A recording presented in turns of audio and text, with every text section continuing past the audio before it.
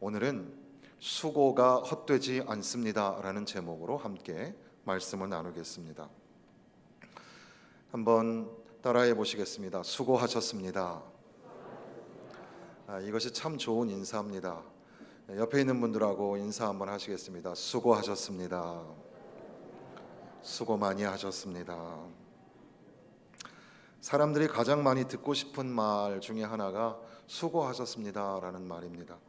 그래서 국어정책 통계 연감이라고 국립국어원에서 나온 그런 통계 중에 하나 보니까 가족에게 가장 많이 듣고 싶은 말이 뭐냐 그랬을 때 81% 이상이 부부간에도 가장 많이 듣고 싶었던 말이 당신 참 수고했어, 수고 많이 했어. 그것이 첫 번째고 능력, 그 다음에 성격, 그런 거에 대한 칭찬이었다고 합니다. 부모들도 자식에게 가장 듣고 싶은 말 중에 하나가 아버지 어머니 수고 많이 하셨어요, 그 말이라고 합니다. 수고 많이 했어요. 저 키우시느라고 수고 많이 하셨습니다. 감사합니다. 이 자녀들의 경우에는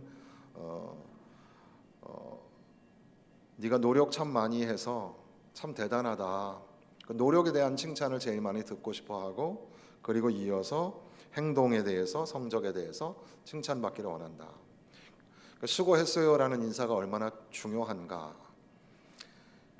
모든 가족들이 가장 듣기 싫어하는 말은 다른 사람하고 비교하는 거라 그랬습니다.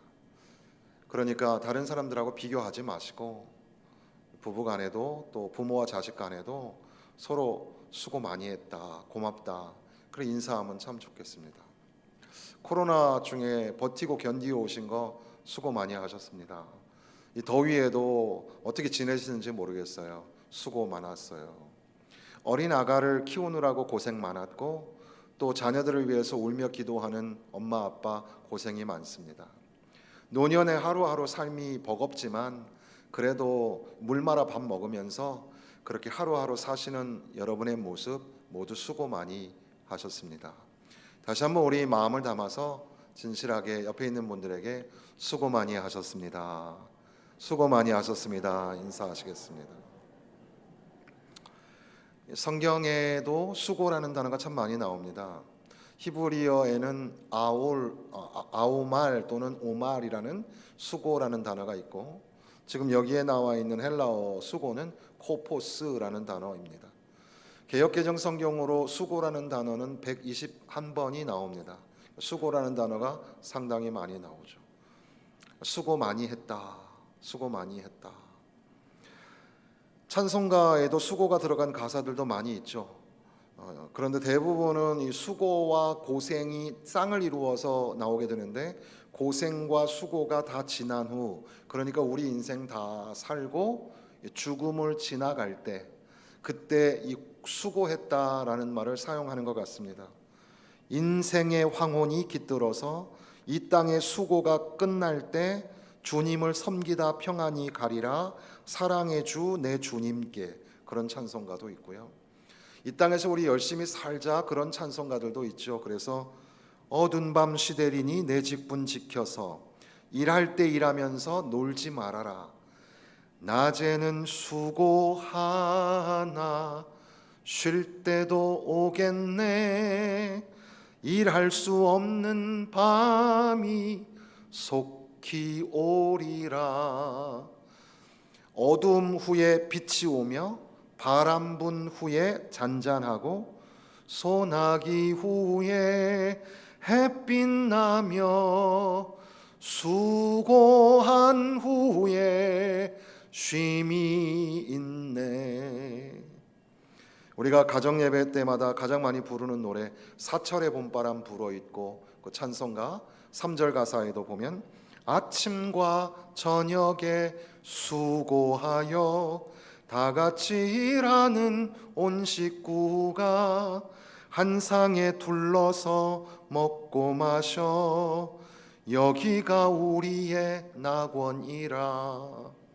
하루 종일 수고한 가족들이 한 상에 둘러 앉아서 식탁을 대할 때 참 여기가 주님 안에서 천국이구나, 그런 고백의 노래입니다.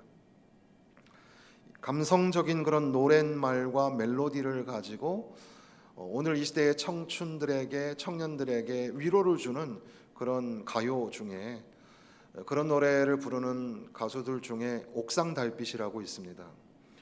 옥상 달빛 중에 그 가수 두 분 중에 한 분은 우리 홍창호 목사님 조카 손녀 되죠. 박세진 양이 있는 바로 그 옥상 달빛의 여러 가지 많은 감성적인 노래 중에 대표적인 곡이 바로 수고했어 오늘도라는 노래입니다. 내용은 굉장히 짧은데 그 수고했어 오늘도 그 가사말이 많은 사람들에게 위로를 주게 되는 거죠. 세상 사람들 모두 정답을 알긴 할까? 힘든 일은 왜 한 번에 일어날까?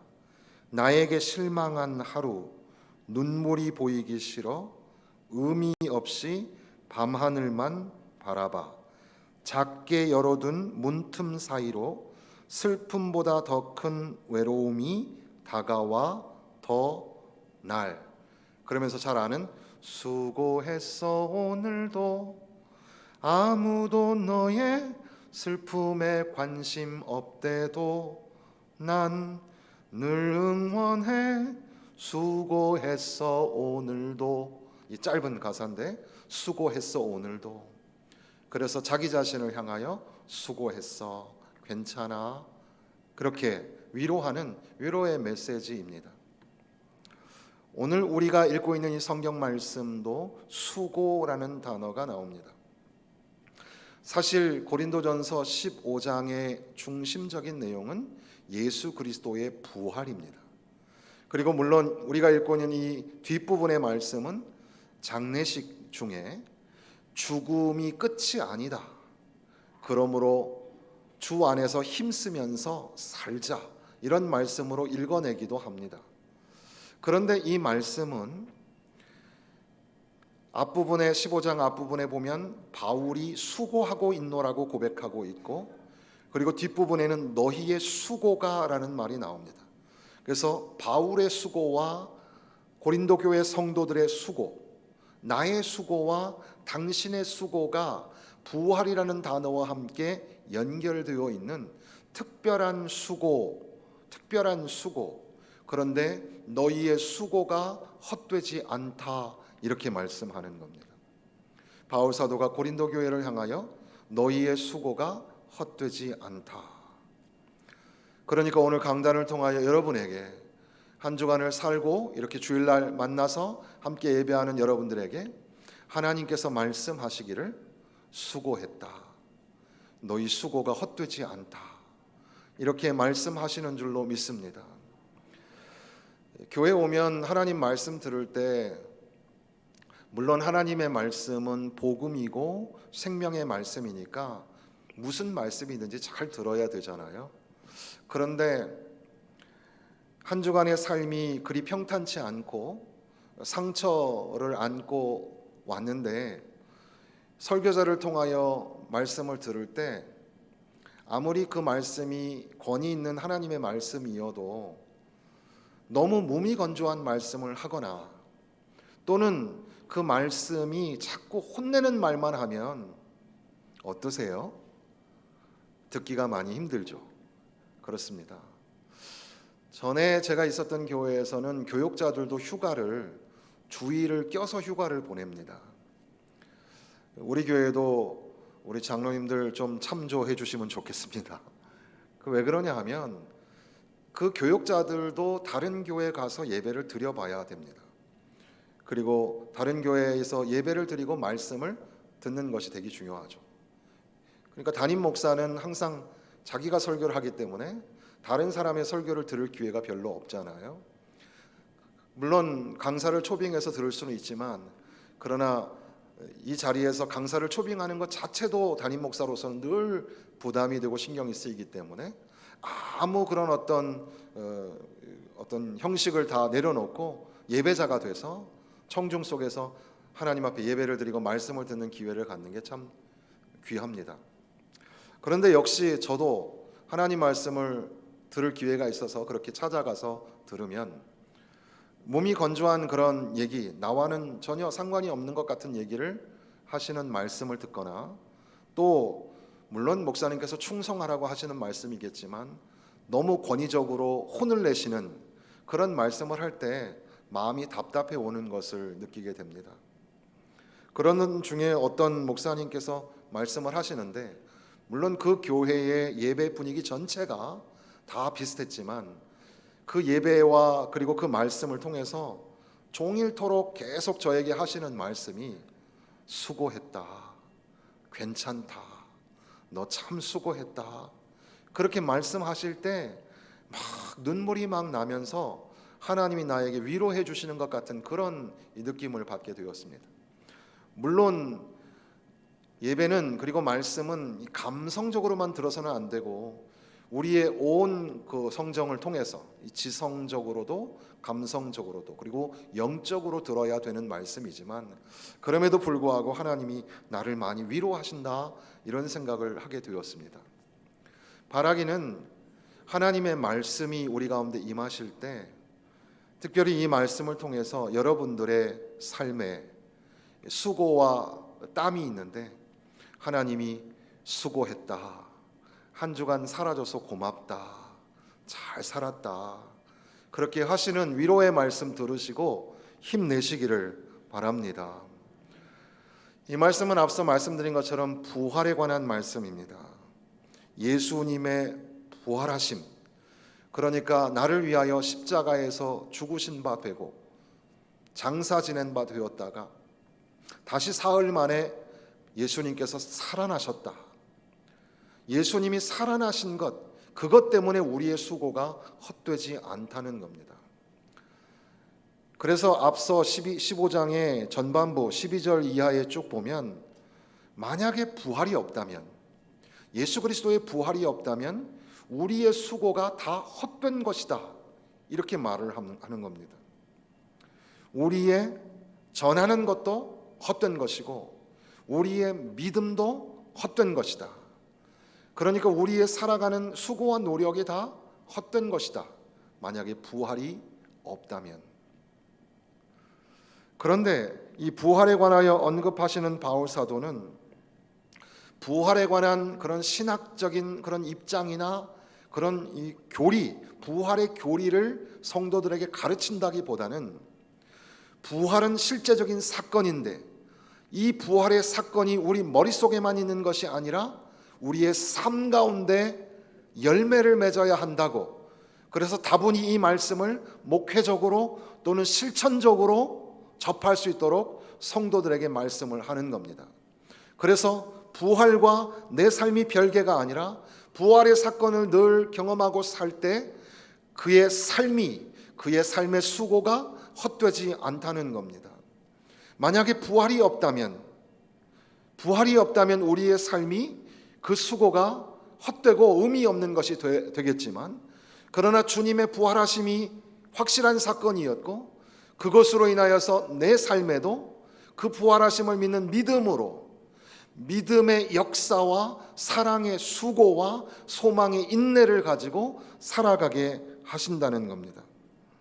그러니까 이것은 정확한 교리를 우리가 배워야 한다, 거기에 추중하기보다는 당연히 그것은 일어난 사건인데 그 사건을 우리가 믿고 철저하게 순종하면서 어떻게 살아가고 있는가, 믿음과 순종의 삶이 훨씬 더 중요하다는 겁니다. 그래서 어떤 교수님께서 말씀하신 것처럼 우리가 고난이 이 부활에 참여하는, 그리스도의 부활에 참여하는 그런 삶의 모습 속에 고난이 필요한데, 그런데 부활의 능력을 잃어버리고 살아가고 있지는 않은가, 그러면서 십자가는 항상 인기 있지만 부활은 부활절 아니면 무시되는 우리의 현실은 분명히 병들어 있는 것이다. 부활을 말하지 않고 십자가로만 돌아가는 신앙이라면 이는 신앙이 아니라 심리적 아편에 가까울 것이다, 이런 말을 합니다.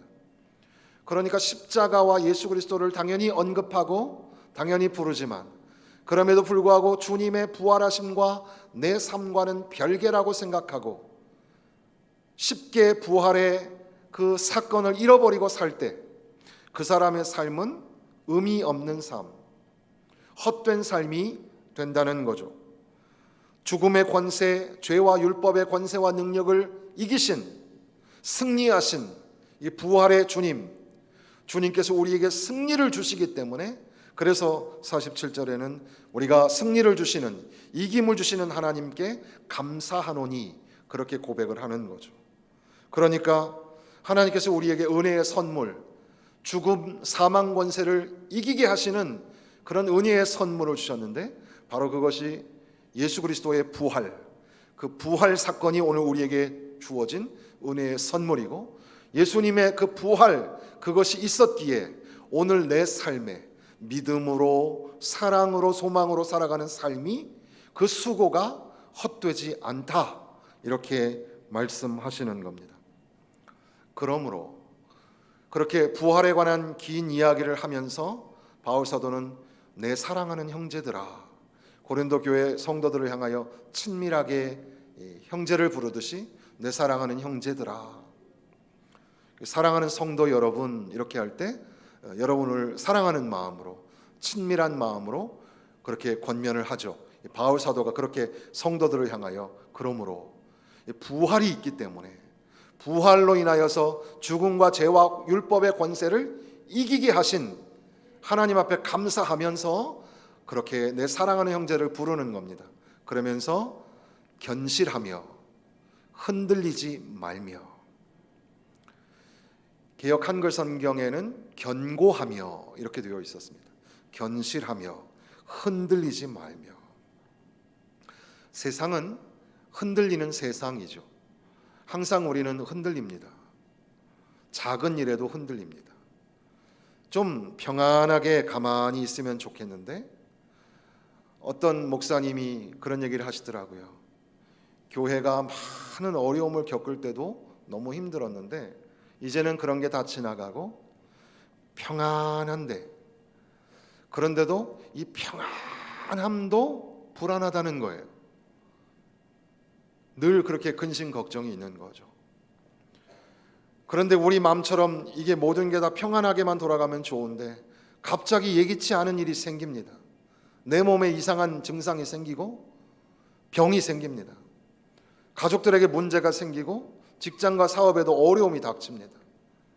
환경적인, 기후적인, 그리고 또 외교적인, 국가적인 그런 여러 가지 상황이 급박하게 돌아가고, 거기에 내 삶에도 영향을 받게 되죠. 여러 가지 크고 작은 일들에 우리는 흔들리게 됩니다. 그런데 무엇보다도 가장 많이 흔들리는 것은 죽음입니다. 사형 선고이죠. 그래서 우리는 70을 살고 80을 살지만, 그리고 또 요즘에는 100년을 살고 싶어 하잖아요. 그런데 그럼에도 불구하고 우리는 죽음을 맞닥뜨리게 될 거고, 죽음을 생각하면 참 두렵습니다. 그 두려움으로 인하여서 흔들리는 삶을 살 수밖에 없는데, 그런데 이제 예수 그리스도의 부활하심, 우리에게 부활의 소망이 되시고 부활의 첫 열매가 되시는 예수님 때문에 죄와 사망과 율법의 권세를 이기고 주님이 우리에게 승리를 주셨기 때문에, 그러므로 내 사랑하는 형제들아, 견실하고 흔들리지 마라. 죽음이 이제 우리를 향하여 엄습해 올 때 두려워하지 말고, 우리가 이 땅에서 오래 살 것 같지만 그러나 금방 우리는 이 세상을 떠나게 되겠죠. 어떤 분에게는 불과 몇 년 또는 5년, 10년이 남았을 거고, 또 어떤 분은 조금 더 살아도 20, 30년을 살고, 그리고 이게 올 때는 순서가 있는 것 같았지만 갈 때는 순서도 없어서 젊은 사람들도 일찍 하늘나라에 가기도 합니다. 그러나 그것이 끝이 아니라, 우리 육신 장막이 벗어지면 하나님의 장막이 우리를 덮으시고, 거기에는 눈물도 없고 고통도 없고 병도 없고 죽음이 없는 영원한 생명과 하나님 앞에 영원한 감사와 찬송이 울려 퍼지는, 우리가 상상할 수 없는 아름다운 천국이 우리에게 기다리고 있다는 사실을 믿으면서 부활의 소망을 가지고 흔들리지 말고 견고하게 살아가시기를 부탁을 드립니다. 그러면서 주의 일에 더욱 힘쓰는 자들이 되라 이렇게 말씀하죠. 주의 일에 더 힘쓰는 자들이 되라. 주님이 우리에게 맡기신 일들이 있습니다. 우리 교회적으로 공의적 가치는 우리는 예수님의 제자입니다. 우리는 하나님을 예배하는 예배자입니다. 우리는 복음의 전도자요 선교사입니다. 이것이 우리 모든 성도들이 함께 공유하는 공의적 가치라고 하는데, 그런데 이것이 우리에게 사명이고 주의 일입니다. 주님, 예수님의 제자 되는 삶을 살게 하여 주옵소서. 오직 하나님만 예배하는 예배자가 되게 하여 주옵소서. 생명의 복음을 전하는 전도자가 되고 또 땅끝까지 복음을 전하는 선교사가 되게 하여 주옵소서. 그 일에 더욱 힘쓰는 자가 되어야 합니다. 그런데 그것만 있는 것이 아니라 우리 교회 안에서도 우리 장로님들과 여러 직분자들, 주의 일에 힘쓰는 그런 직분을 가지고 있습니다. 주의 일에 힘쓰는 자들. 그리고 또한 우리는 우리의 삶 가운데서 여러 가지 일들을 감당하면서 살아갑니다. 어머니로 아버지로, 할머니로 할아버지로, 또 자녀로, 그리고 직장의 관리자로, 또 종사자로, 또 동료와 친구로 이 땅에서 여러 가지 모양과 형편으로 살아가는데, 그 모든 일들이 주께서 맡기신 사명이고 주의 일입니다. 그러니까 죽음 앞에, 그리고 그런 여러 가지 많은 환난과 핍박으로 흔들리거나 불안해하지 말고 낙심하거나 지치지 말고 오히려 주의 일에 더욱 힘쓰는 자들이 되어야 합니다. 왜냐하면 우리에게는 부활 사건이 있기 때문에, 부활의 소망, 부활의 생명이 되시는 예수님이 계시기 때문에 우리는 주의 일에 더욱 힘쓰는 자들이 되어야 합니다. 그리고 나서 말씀하시기를 이는 너희 수고가 주 앞에서, 주 안에서 헛되지 않은 줄 알미라. 내가 안다. 너희 수고가 헛되지 않다. 이걸 내가 안다. 그러니까 바울 사도가 고린도 교회를 향하여 전하시는 말씀이지만 고린도 교회 성도들은 주님이 하시는 말씀처럼 들었을 겁니다. 주님께서 말씀하시기를 내가 너희 수고를 잘 안다. 너희 수고를 잘 안다. 여기 수고라는 말, 이 코포스라는 말은 영어에서 번역을 할 때 travel이라고 하기도 하고 labor라고 하기도 합니다. 그러니까 막 무척 힘든 노동이 이 수고입니다. 힘든 일이 포함된 그런 이 노동. 그러므로 오늘 이 시대를 살아가는 우리 모든 그리스도인들에게는 이 수고를 견딜 만한 그런 믿음이 있어야 합니다. 그리고 또한 그것을 견디고 버틸 만한 사랑이 있어야 하고, 그리고 인내심이 필요합니다. 그래서 믿음의 역사와 사랑의 수고와 소망의 인내가 오늘 우리 교회 안에 있어야 하는 거죠. 그럼에도 불구하고 주께서 우리에게 말씀하시기를 너희의 수고가 헛되지 않다. 한 주간 고생 많이 하셨습니다. 이렇게 어려운 상황 속에서도 살아내는 것 자체가 참 귀한데 믿음으로 살아주셔서 감사하고 수고 많이 하셨습니다. 예배당을 깨끗하게 어제 나오셔서 청소하시고 그렇게 섬기는 삶을 사신 분들도 참 수고를 많이 하셨습니다. 아픈 몸을 이끌고 병원에 가고 약을 먹고 또 그러면서도 하루하루 버티면서 살아가시는 아버지께서 우리를 오라 하시는 그날까지 힘내어 사시는 모든 어른들도 참 수고 많이 하셨습니다.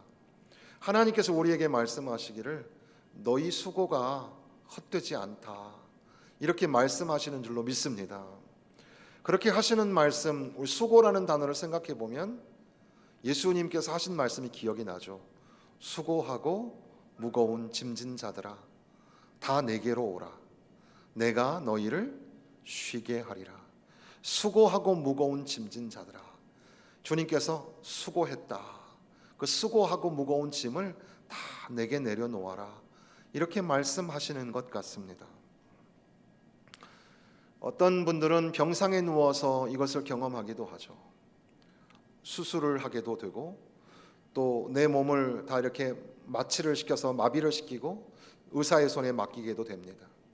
그래서 산소호흡기를 끼게 되고 의사들이 왔다 갔다 분조히 할 때 내 머릿속에서는 다 들리고 아니까 도루룩 양 옆으로 눈물이 흘러내리죠. 주님께서는 바로 그 병상의 자리에도 말씀하시기를 수고가 많다. 네가 하는 수고가 헛되지 않다. 요한계시록 14장 13절에 보면 또 내가 들으니 하늘에서 음성이 나서 이르되 기록하라. 지금 이후로 주 안에서 죽는 자들은 복이 있도다 하시매 성령이 이르시되 그러하다. 그들이 수고를 그치고 쉬리니 이는 그들의 행한 일이 따름이라 하시더라. 성도의 죽음이 귀한데 성도가 죽고 하늘나라에 갈 때 성령께서 찬송하며 외치시기를 수고했다, 수고했다, 참 수고했다, 그렇게 말씀하신다는 겁니다. 오늘 새벽에는 시편 90편을 읽었는데 시편 90편에도 우리의 연수가 70이여 강건하면 80이라 그런데 우리의 인생의 수고와 슬픔뿐이니 신속하게 날아갑니다. 이렇게 표현합니다. 수고와 슬픔이 있다. 그런데 죄의 무거운 짐으로 인하여서 우리에게 슬픔과 탄식이 있지만 그러나 또다시 아침이 되고 주의 긍휼하심으로 말미암아 주의 은총을 만나게 되었다고 고백을 합니다. 예레미야가 3장에도 보면 예레미야도 수고를 경험하게 되죠.